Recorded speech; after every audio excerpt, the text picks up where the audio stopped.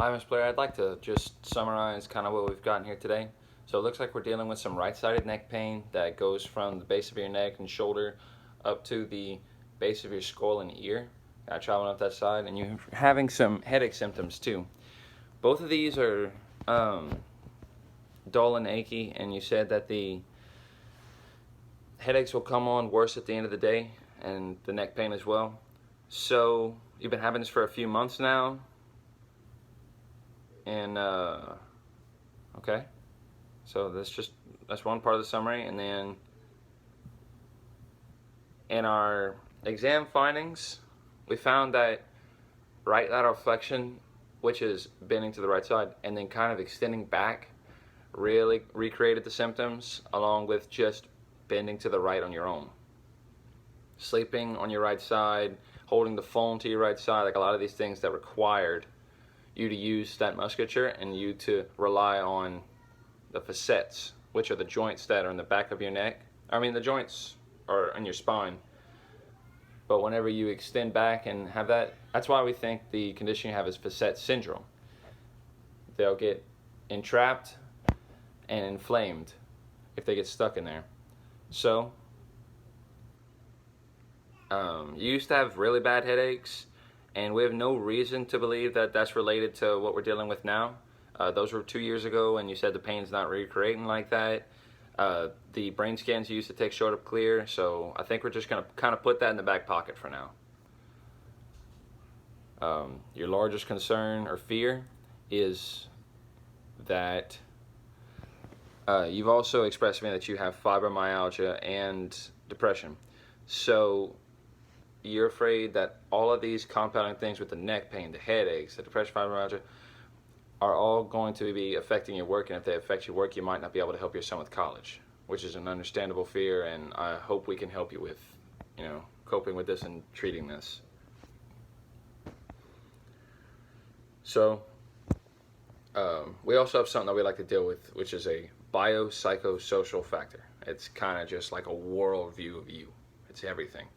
And one of the things that I'd like to focus for you especially is that the depression and fibromyalgia can negatively impact pain thresholds and can negatively impact treatment recovery times. So it may take a little longer for us to get better if we have those conditions, is all I'm trying to say. And what I would like to say is I'm glad that you're getting seen for the depression, but for the fibromyalgia, I know you're not getting seen, but maybe we can make an avenue for that. I know rest and like yoga and meditation, a lot of things like that will help kind of decrease the intensity of the fibromyalgia. If we can find something like that that'll work for you with your schedule, I know you don't have time for exercise, but if we could find something like that that could fit into your schedule, I think that would be at least pertinent for you. Then we have some other exercises that I'd like to prescribe to you. So I'm prescribing these exercises because facet syndrome is the neck pain, and then we have tension headaches. They come on at the end of the day. It's kind of like tit for tat, just what those headaches will present as. Rest is usually good for those. Drink a little more water. So first thing we're going to be doing is rest for the headaches and the facet syndrome. But once the pain is manageable, we're going to begin stretching the neck musculature to release any of the trigger points and spasms, and hopefully relax the musculature and open up those facet joints, which are the joints on your neck.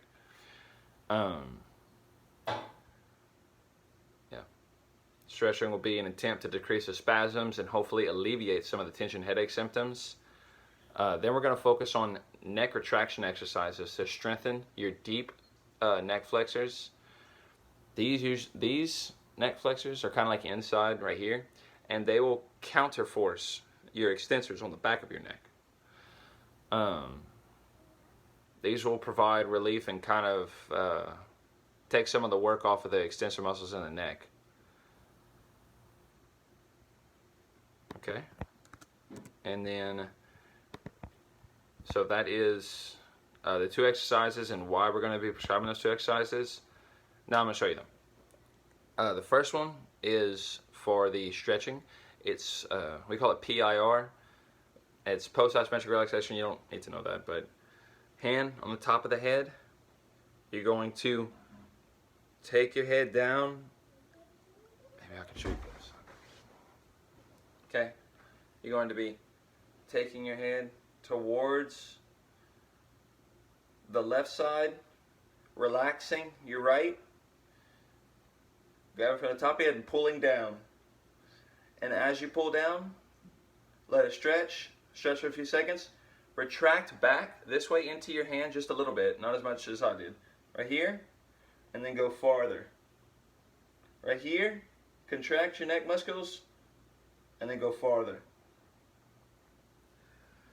We're going to be doing these stretches for the right trap and right levator scap. I'd like to do 3 reps of 5-second holds, and then we can actually use this anytime that the symptoms are starting to kind of flare up. Good. And the neck retraction exercises. If you have a band, like a TheraBand or anything light that you can put across the back of your head, you would kind of hold it right here, and from a side view, it's here, and then making yourself a double chin. So using the flexors, you should feel it. You should feel it almost underneath your chin, the tightening. So here, and then here. We're going to be doing those 2 sets of 15 reps 2 times a day. And of course the external cueing was the tightness here. For the post isometric relaxation exercises, when we're here, you should feel the stretch all across the back of your neck down to about like right here. Let's see. So we've explained the exercises, we physically showed you how to do the exercises, and we've discussed external cueing for the exercises. If you have any more questions, Miss Blair, just let me know.